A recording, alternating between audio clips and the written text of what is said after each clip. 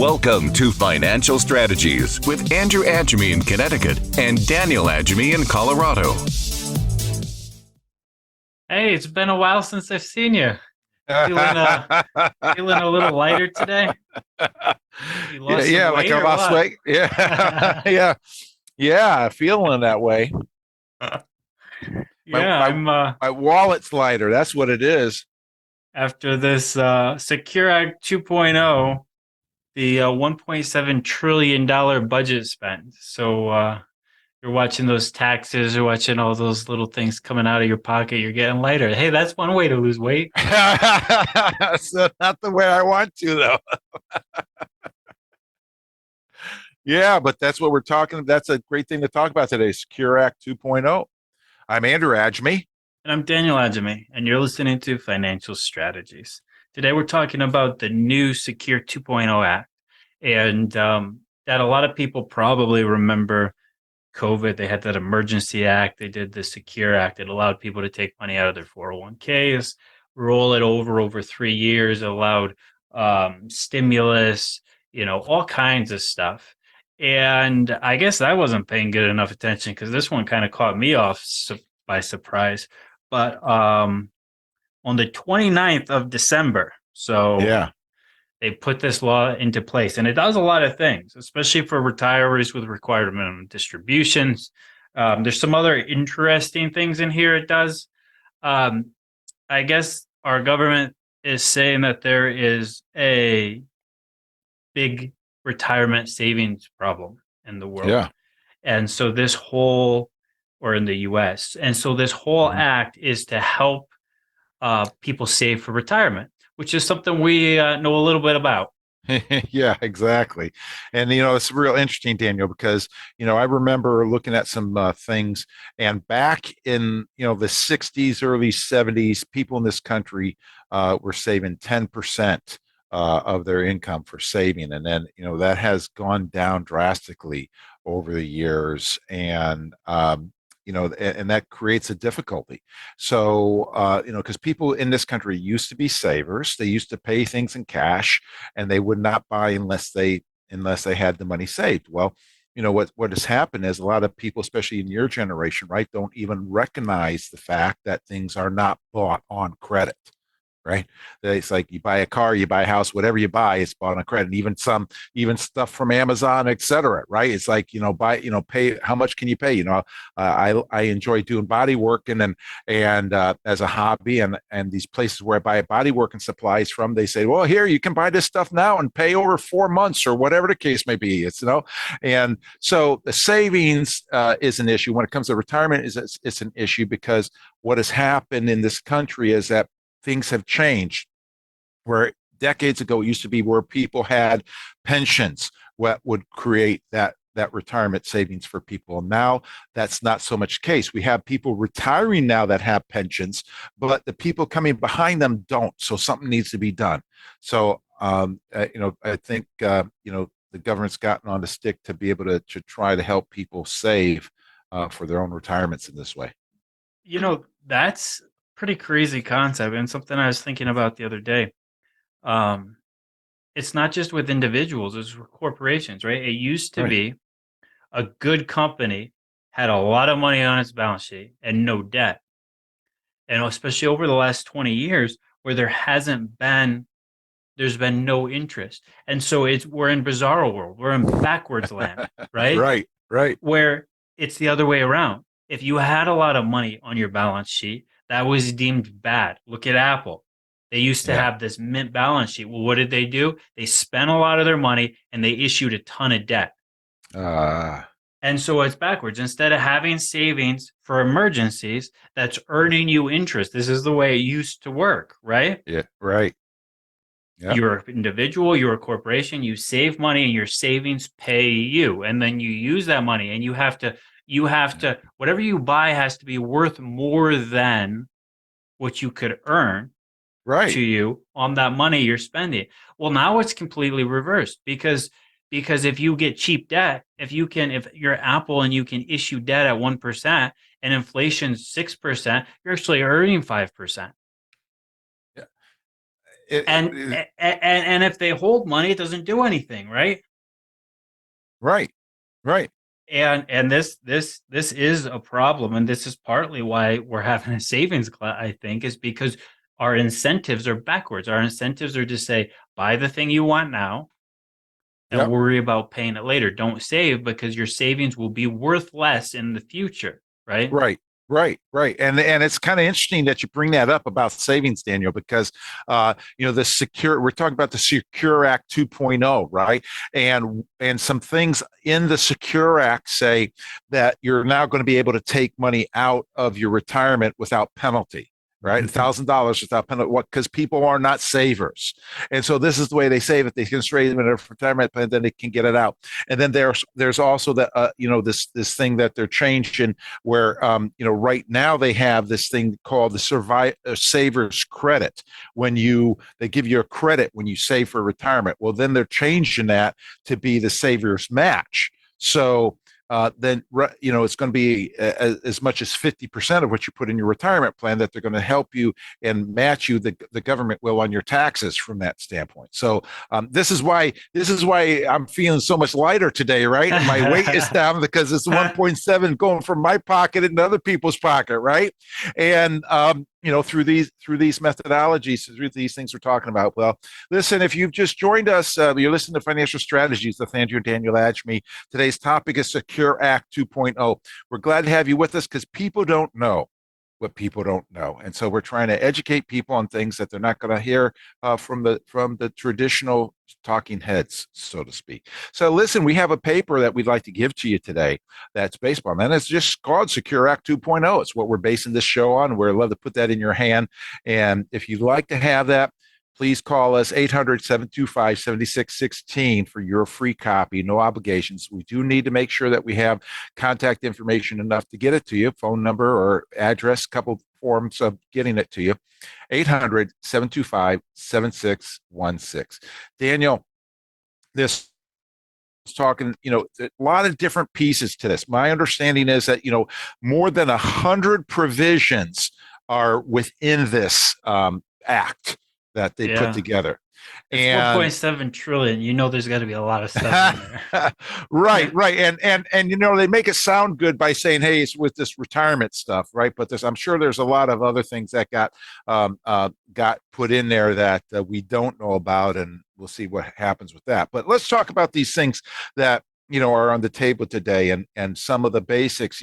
One of the basic things in my mind, that one of the biggest basic things that happened with the Secure Act 2.0 is that they changed the RMD age. RMD stands for required minimum.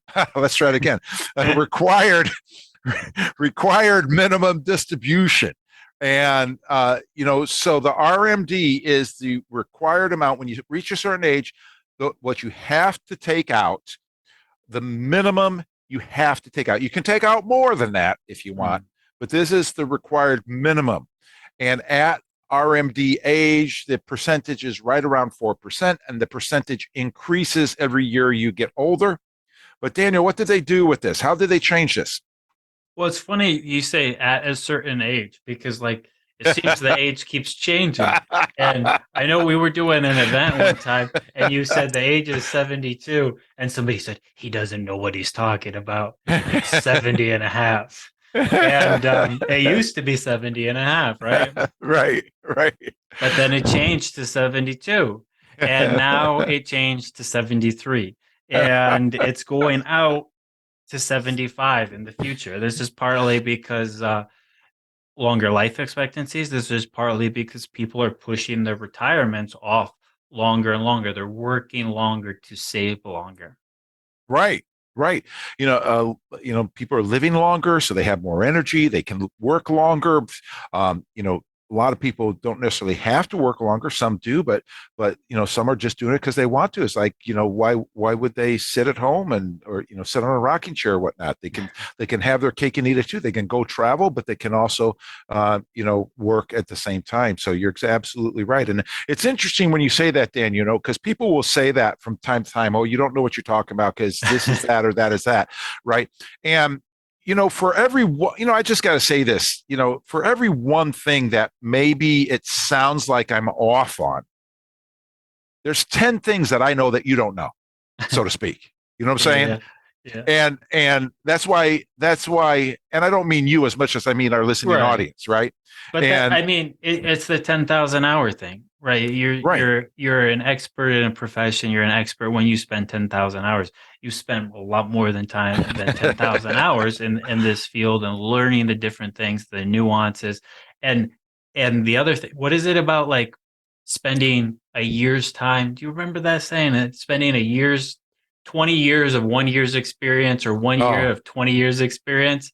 right, So one of the things I always talk about is you have a life and you can learn by osmosis. You can learn by doing, right? right, You right. can learn by doing, and that's fine. You're going to learn a lot of stuff if you try. Yeah. The problem is you're going to be so old by the time you know everything you need to know that it's not going to do you that much good. So if you can learn from other people, Yeah. right? From Yeah. people who've been there before, experts in fields, things like this, Yeah. then you can get there a lot faster.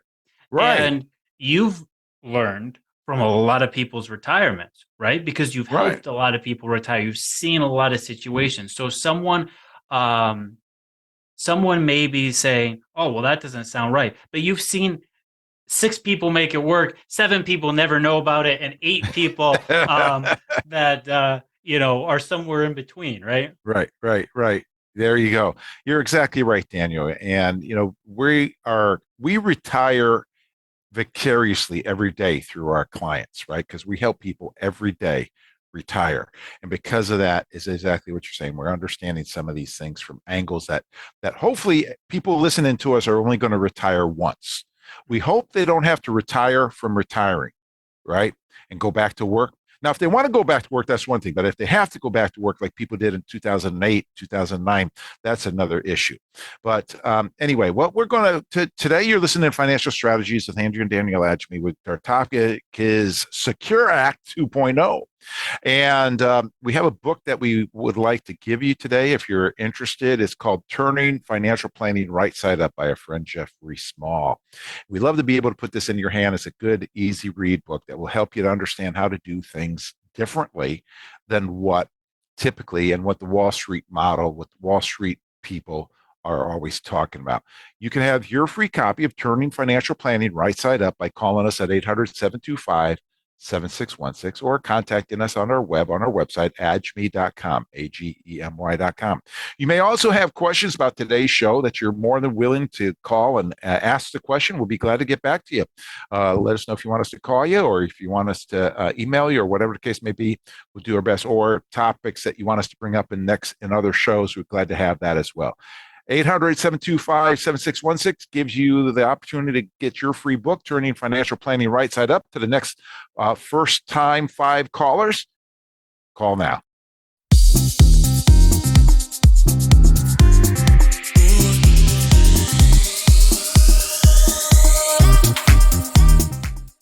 I'm David Scranton, founder of the Retirement Income Store. If you're in or near retirement, are you certain you have the right retirement plan in place? Do you want to help ensure your nest egg will last you all throughout retirement? Take our retirement review quiz and find out in 5 minutes or less if you're doing everything you can to achieve a more successful retirement. Visit us online at agemy.com. That's agemy.com.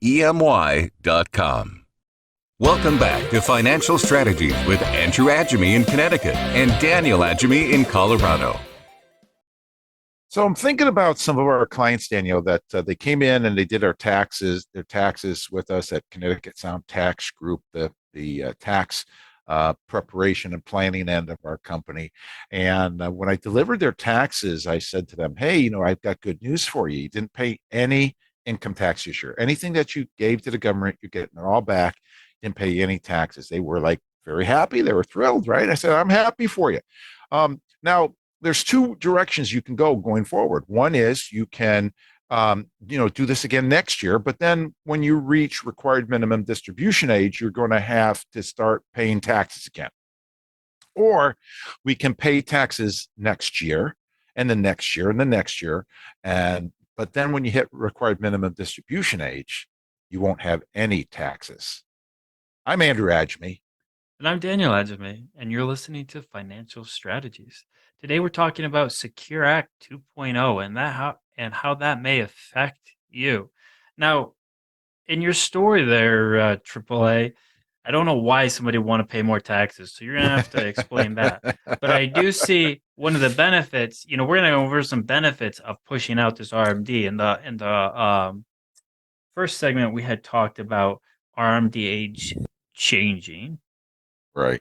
Um, and it's to allow people to have longer to save. It's a lot to allow people longer life expectancies, not to have to take for so long. But there's some other benefits too. So why don't you tell us why somebody would want to pay taxes for longer, and then we can go into some of these benefits. Yeah, well, in their case, the situation was they paid taxes for, 4 or 5 years, so that during that period of time, we would convert their IRAs to Roth IRAs, and they paid the taxes on the conversion. But then once the money's in the Roth IRAs, it's not taxable anymore. So then when they turn required minimum distribution age, there wouldn't be any taxes due because they have no required minimum distribution. They still have all the money, have the money invested in the same way it was invested. The difference is they don't have to pay tax. And if it's tax free, it's for me. I love not paying more tax than what I legally have to pay. And that's what I was setting up for them, as opposed to not paying taxes for just 4 or 5 years and then turning required minimum distribution age and then having to take the minimum amount out of their money that they didn't need the money. That's the whole point with these folks. They had enough money from pensions and Social Security to live the life that they were used to and that they wanted.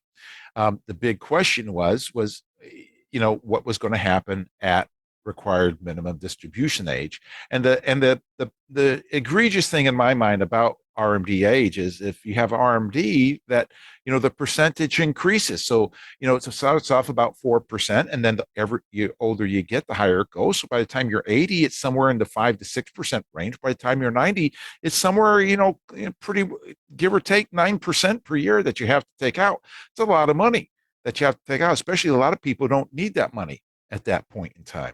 So that's the advantage of paying the tax now, especially when we're talking about tax rates going up in 2026, and then when one of the spouses die, the tax rates are going to go up because they're going to go from married filing jointly to single filing. So a lot of reasons to consider paying the tax now. So in this case, with the ages being bumped up for RMD, that's great because it gives people more time to convert IRAs to Roth if they're on that mode of doing that. So that's pretty cool. Yeah. So if someone is interested in doing a Roth conversion, basically, you cannot use your RMD as a Roth conversion. Right. So you have to decide the right amount of money based on your tax situation that you'd like to convert. And Right. the government has no limitations how much you could do. So you could do $1 million if you wanted. That might not make sense on a tax basis, but there's no limit. It's not like contributions where you have limits you have to watch for and things like that. So you can convert small amounts or large amounts, and you're moving that from your IRA or your 401k into a Roth IRA or Roth 401k. And you pay tax on that now, but then it grows tax free and you never have to pay money on that tax again. So if we're talking about a good inflation hedge, this is a very good inflation hedge, right? Right. Because if you have $1 million, you take $40,000 out, how much are you going to pay in taxes? Well, it depends, right? It depends how much other money you made. It depends on what taxes are. It depends if we do more of these bills, more of these $1.7 trillion bills, that taxes are going to have to come. I think we're at $31 trillion now in national debt. That's not counting all the off-balance liabilities, right? This stuff is going to have to be paid down at some point. So we can inflate it away, we can default, or we can raise taxes, right? Right. So or all three. Or all three. Which the Roth helps for at least two of them, right? Right. And at least two of those situations, the Roth does a lot of good things. Right. And so you get it in there. Now the question again, you want to take $40,000 out of your $1 million Roth. How much money do you get? All 40. It doesn't depend because there's no taxes involved and it doesn't Right. mess you up in any other things. So Right. that's kind of why we're talking about that.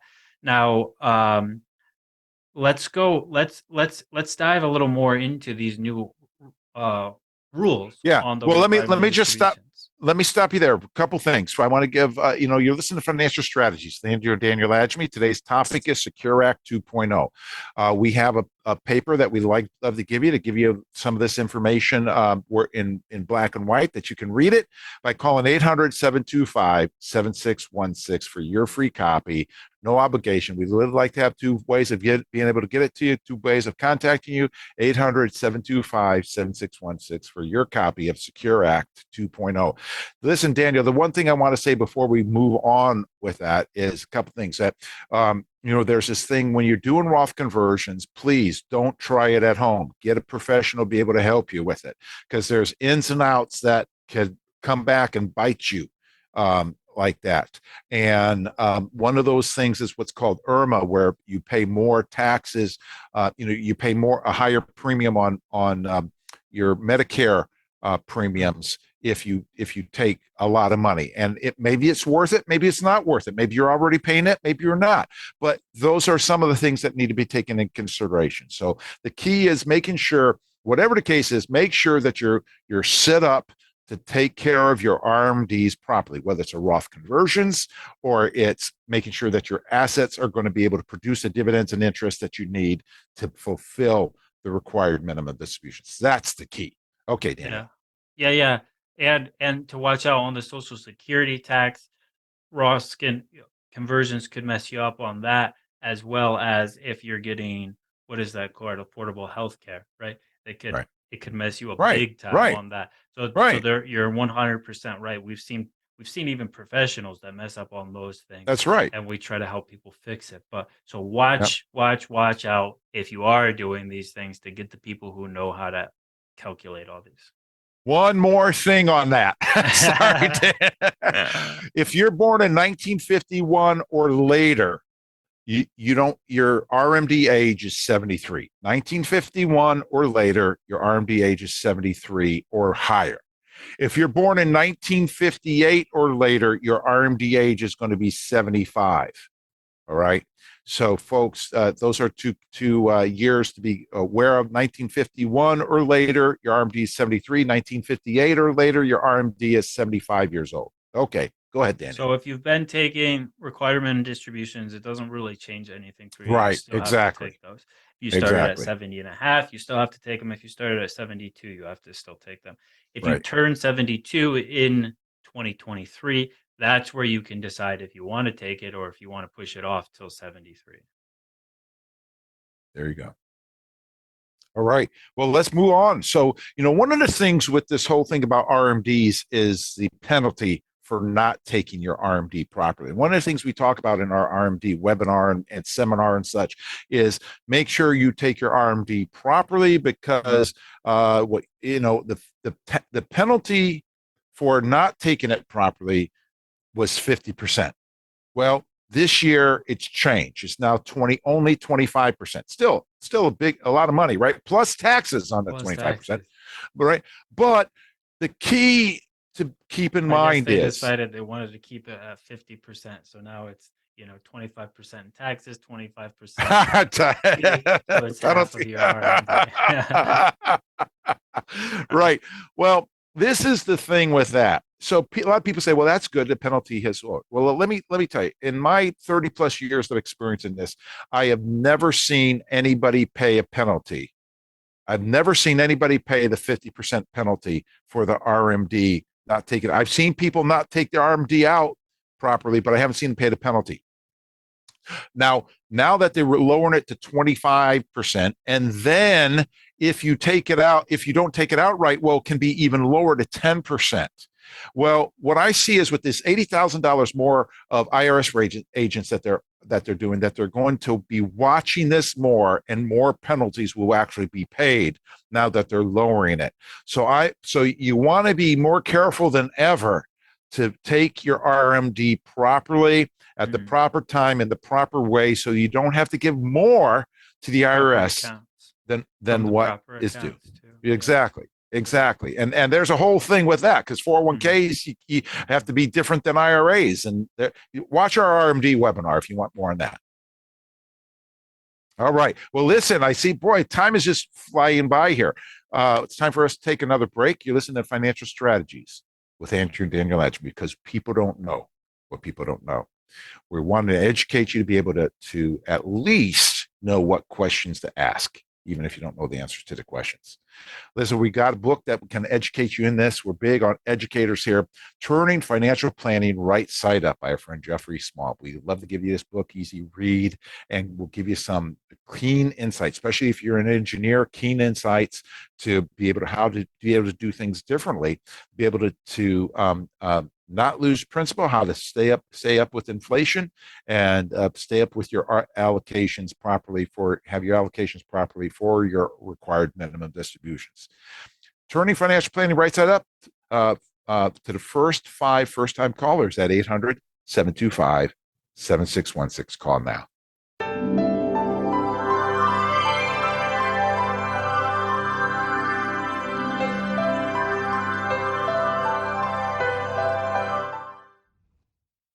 History tells us the market goes up and the market goes down. What would you do if you lost half of your retirement savings? It's time to make the shift to steady, reliable retirement income. And where do you go? The Retirement Income Store. Log on to agemy.com for your free retirement review. That's AGEMY.com. The Retirement Income Store, where retirees go for income. Time now for more of Financial Strategies with Andrew Agemy in Connecticut and Daniel Agemy in Colorado.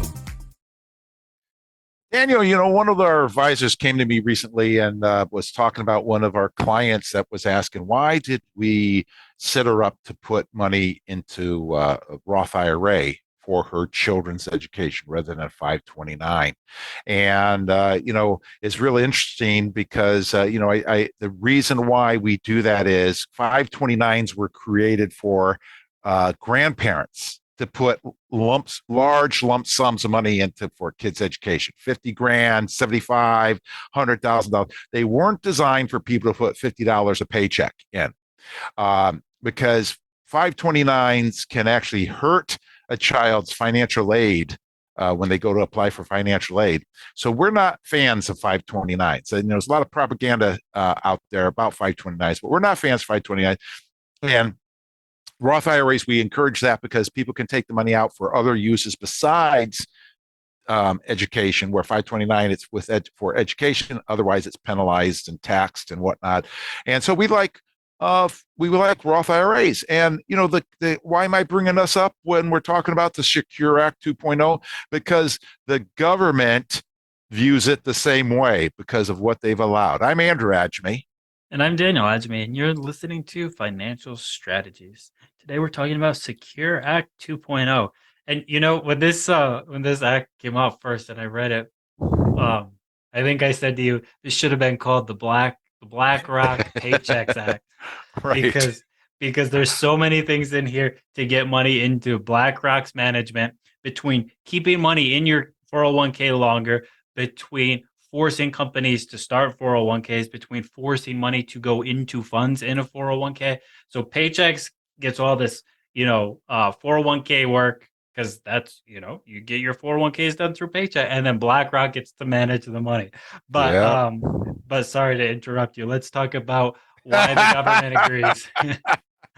Why the government agrees with your strategy you've been doing for quite a while on having money for kids' education go into a Roth IRA or Roth IRA lookalikes instead of a 529.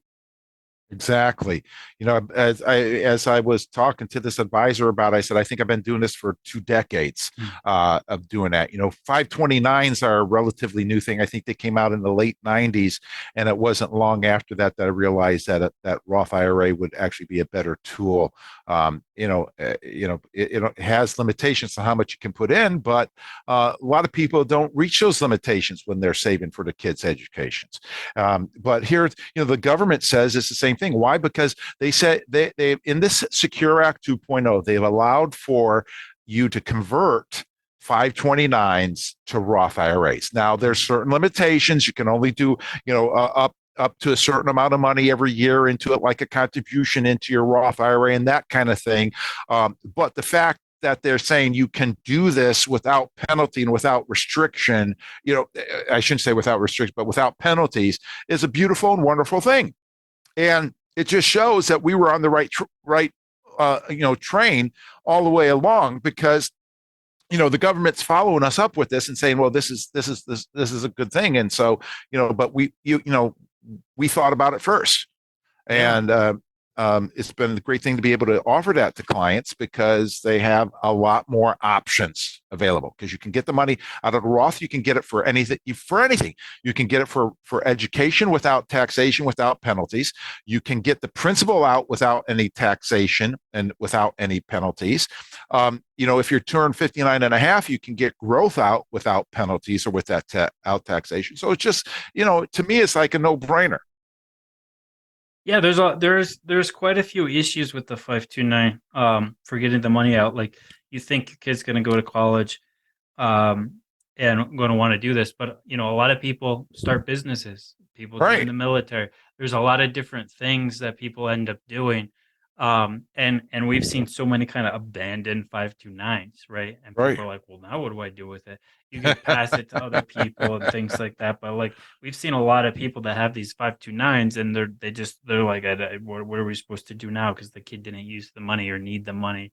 Or Yeah. like you said, it can hurt you if you're trying to get financial aid. It Right. can hurt you because it counts against your assets.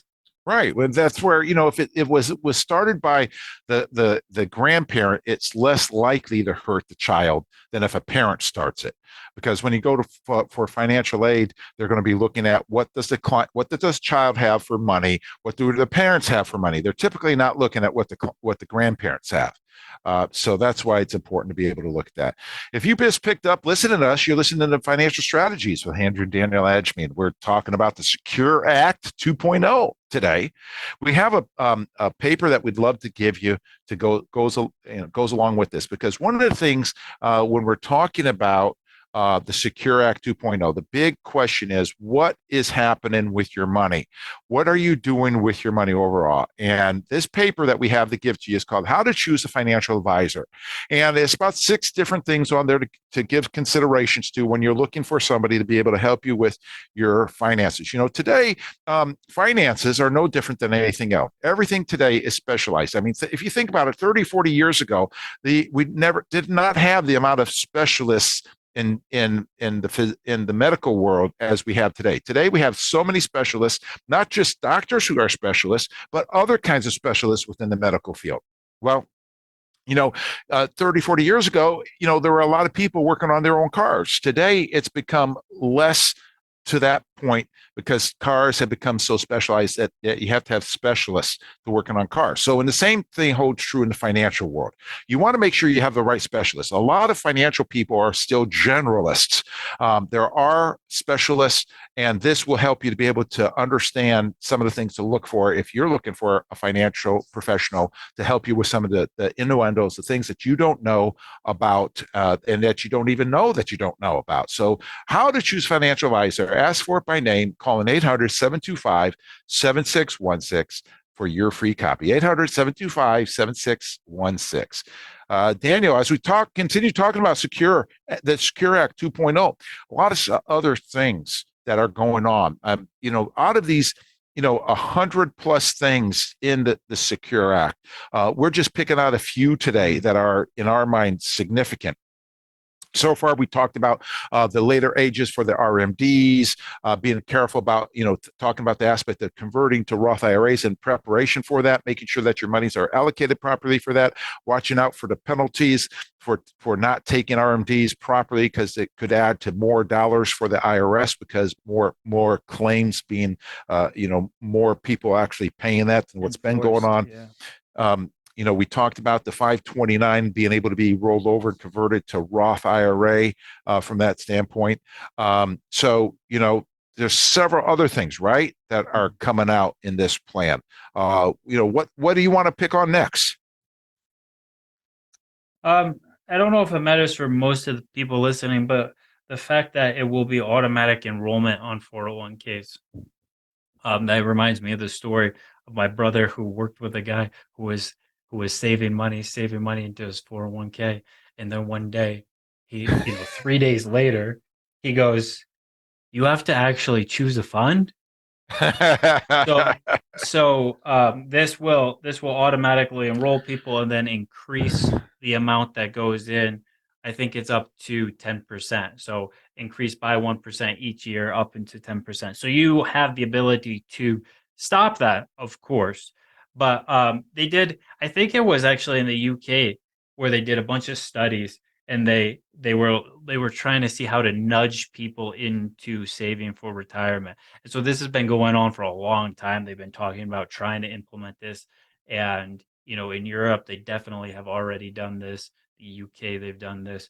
But it's about opting out. So you automatically are opted in. And if you don't want to save, then you have to opt out instead of, I'll get around to it. I'll get around to it. I'll get around to it. And then it's 3 years later and you haven't turned on your 401k, right? Or your savings. So Right. these are some of the things to help kind of force people into saving. And you don't notice a lot of times, right? Right. You probably notice the first amount, but if they start taking 1% and 1%, if you're getting a couple percent raises a year or so, then you might not even notice more money is going into it. And then it starts compounding in the background. So this could really help some people start saving. And then once they start seeing that money, then they start educating themselves more. So, but this is more for people starting off who don't understand the power of compounding and things like that than kind of the retirees who have already built up the wealth and they get the point of compounding. Yeah. And, Daniel, that I can't tell you how many times I've heard people say, I never started my 401k because I didn't think I was going to be there that long, or whatever the case may be. And then boom, it's 5 years and they don't even know it. So I think this is a good thing. Goes down to what we talked about at the beginning of the show, right? Was how people are more responsible now for saving for their own retirements because people don't save and they don't have pensions like they used to say. So from that aspect, this is good because it's going to force people to save, and then it's going to force them to increase the savings. So starting 2024, people will be automatically enrolled according to this law. How it plays out will be another thing, right? But according to what this act says is that people will be automatically enrolled in their 401ks. Now, the money you put into your 401k is your money. The money the employer puts in, well, that may be your money or may not, depending on when you leave, but you're not going to lose any of your money unless except for market experience. Well, and now, with this, most plans have the safe harbor, right? And so you get to keep that money, and it's an increase. It's basically a pay increase, right? Right. So if you're matched, if you're automatically enrolled, and then you're matched with the safe harbor, then you get depending what you're putting in, up till the standard is 4%. So you get matched. It's like a 4% raise, right? Right. Good point, Daniel. So the point is, even if you leave the job after a year or 2 years or whatever the case may be, you're going to walk away with some more money. Now, I know we have some people in our audience that are already retired, close to retirement. Some are younger, maybe, and listen and haven't started in their 401k. But the point is, automatically enrolled and then automatically increasing every year by 1% up to 10 to 15%, which will help save money and put you in a better spot. Well, you're listening to Financial Strategies with Andrew and Daniel Agemy. Today's topic is Secure Act 2.0. And we're love to bring this information to you because people don't know what people don't know. And so we expect we're going to have to educate people because an educated retiree is a happy and happy and stress-free retiree. So with that, we have a book we'd love to put in your hand called Turning Financial Planning Right Side Up by our friend Jeff Small. And we'd love to put this in your hand, and we'd love to send this to the first 5 first-time callers at 800-725-7616, 800-725-7616. Give us a couple ways of contacting you so we can verify the addresses. We want to make sure of that. And the first 5 callers, first-time callers at 800-725-7616. Call now.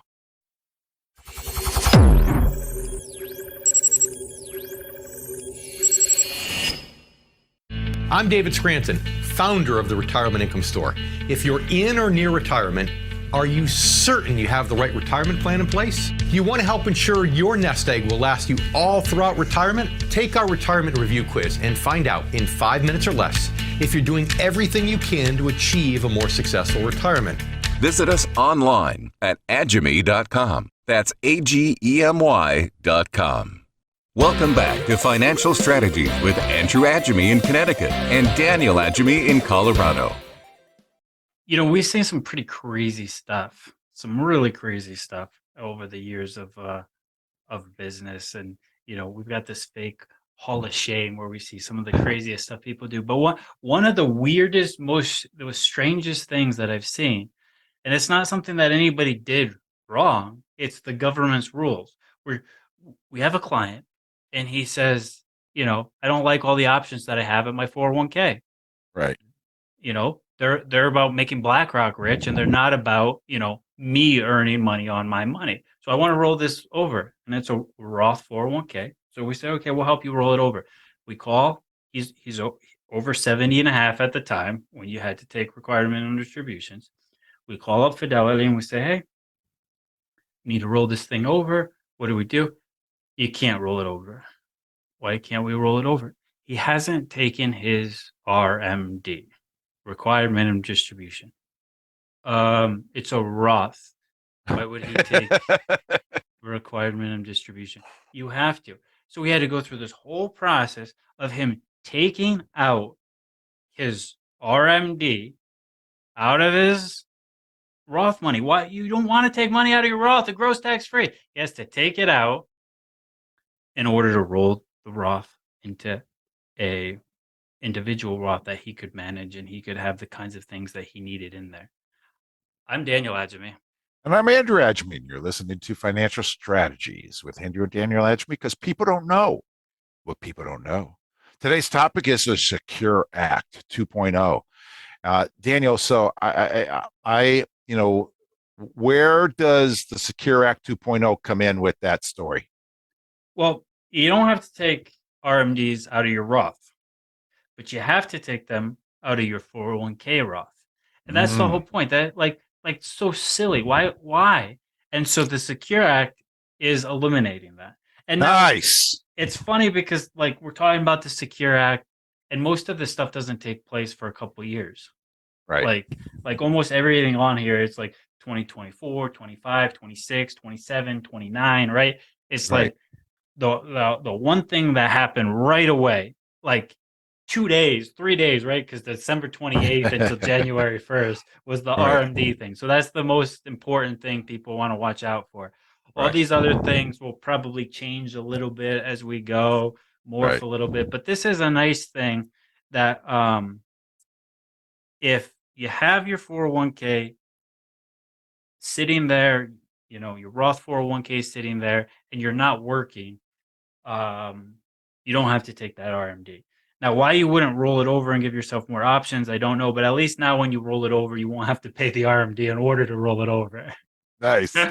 That's a good thing. So there's something that is, you know, especially benefiting people. Well, you know, I guess, you know, the whole reason why they put this together is because the government thought that this would benefit people. Yeah. And whether it does or whether it doesn't, well, it's certainly benefiting BlackRock. We know that. But whether it benefits people, you know, is dependent upon how they actually use it.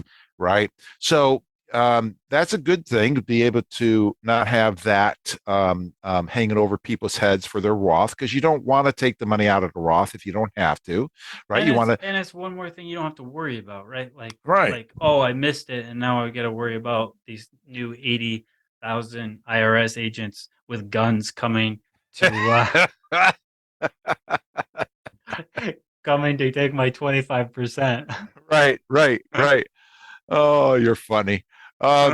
So yeah, but well, another thing that I want to talk about is with the Secure Act. Like we said, there's like 100 different, over 100 different changes and things with the Secure Act. But the thing that I think is probably going to be one of those things that has the biggest benefit to people is the fact that they are increasing the contribution limits on 401k contributions, right? And this is a beautiful thing. So, it was interesting because, back when IRAs started, for instance, in the mid 70s, $2,000 was the limit. Put $2,000 in, and you won't have to pay tax till later. And then they left it at 2,000 until sometime after the year 2000. And it's like $2,000 is not going anywhere near as far at that point as it did in 1975.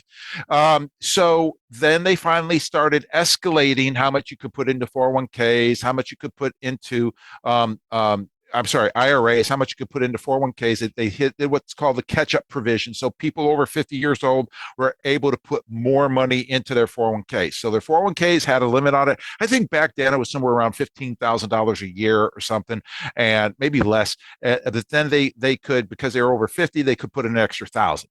And then as time went on, how much more they could put in went up. And so now we're at the point to where for 2023, if you're over 50 years old, you can put $22,500 into your 401k, and you can put another $7,500 in as catch-up contributions. So you can now put $30,000 away into your 401k, whether it's traditional 401k or Roth IRA, Roth 401k, in 2023. So Wow. that is up $3,000 more than what it was last year. So that's significant. That's more. That's more than 10% more that people can put into their 401ks and Roth 401ks in 2023 if they're over 50 years old from 2022. That's huge, huge, huge, right? And with that, just when I'm talking about that, the aspect of the $7,500 means that if you're able to contribute to an IRA, it is now $7,500. Or if you're able to contribute to a Roth IRA, $7,500 is the limit. It went up. Last year, those numbers were $7,000. 2023, the numbers are $7,500. So I'm talking to people now about doing a Roth contribution for 2022 of $7,000. That's if you're older than 50. Older than 50, yes. And then Roth contribution for 2023 is $7,500. So in that example, people can put $14,500 away right now in Roth IRAs if they meet the qualifications, the limitations for that, prior to April 15th of this year. So that's a big deal. As well as the 401k. So now I'm just going to throw those Roth, folks. Yeah, and I want to come back and say something in a minute about that. But you're listening to Financial Strategies, the Andrew and Daniel Agemy, because people don't know what people don't know. We have a paper that we'd love to put in your hand that will help you know some more that you don't know. Be able, as you look and as you prepare for trying to get some help and move forward in this specialized world we're in, how to choose a financial advisor. Call us at 800-725-7616. Ask for your copy of How to Choose a Financial Advisor, and you're for free. You listen to Financial Strategies. Then you're Daniel Agemy. Today's topic is Secure Act 2.0. Daniel, the thing that I want to say about that is that here's the thing that I'm just going to throw in. This is worth the price of admission for all you who are in our listening audience today. And that is, in a case to where you're over 50 years old, and let's just say, you have a 401k, Roth 401k. Let's just say you are putting all your money into the Roth portion of your 401k. So you put $30,000 in this year. That's not including your company's match. depending what your income is, it could be as much as $35,000 more going into, total going into your plan this year. Then, but let's forget about the match for a minute. $30,000 of your money, let's say you put into your Roth 401k. And if your income levels are such, you can put another $7,500 into your Roth IRA for 2023. So in that example, you could basically put $37,500 into a Roth for yourself if you're over 50 years old, if you meet the limitations, not including your company match. With your company match, you could be well over $40,000. Wow, right? That is something else, yeah. Right? Yeah, that's great. So is that worth the price of admission, Daniel, would you say? Hey, and that compounds 100% genuine tax-free, right? Yeah, right. Well, but that's the key, Daniel. Compounding versus growth, right? Dividends and interest compound money. A lot of people invest in mutual funds that is more growth than it does compounding. So, if they get that, let's just say it's $40,000 and they make 5% on the $40,000, that's $2,000. So now they've got $42,000. And then the next year they've got, not just what they put in, but they've got the growth on top, the compounding to 5% on top of the 42,000. So now they've got closer to 45,000 because of compounding. It's a beautiful thing, even in this kind of market that we're in. No, it's better in this type of market because what ends up happening is there's this myth that your income goes down when your account value goes down. Right. So if your account value comes down a little bit, and you're doing income, you're doing dividends, interest, you're getting paid compared to growth, like you're talking about, where you just watch your S&P 500 come up, come down, right? Well, what ends up happening is you got $1 million, comes down to, $900,000. Okay. Yep. It's paying you $60,000, $55,000 a year. Right. That $55,000 buys you more because your account came down, right? Yeah. And then when it goes back, it doesn't go back to even like the S&P 500. It explodes higher. And you increase your income. Now it's not 55, now it's 60 or 65 because you were able to pick up higher paying numbers when it comes down. So we don't have time to go deep into that, but that power of the compounding compared to just growth. Growth people call compounding because the companies that you're buying are trying to compound.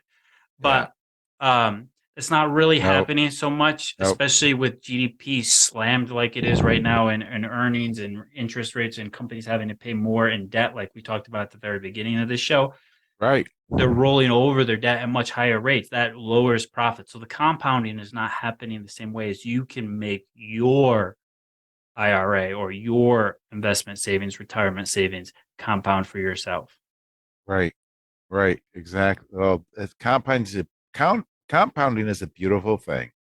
And, TR equals, TR equals I plus G. Compounding comes from the I, not from the G. If you want your retirement to be stress-free, invest for the I and not the G. Well, Daniel, it's been a great show. That went by fast, huh? And I hope you guys in our listening audience, I trust that you enjoyed this and gotten a lot out of it.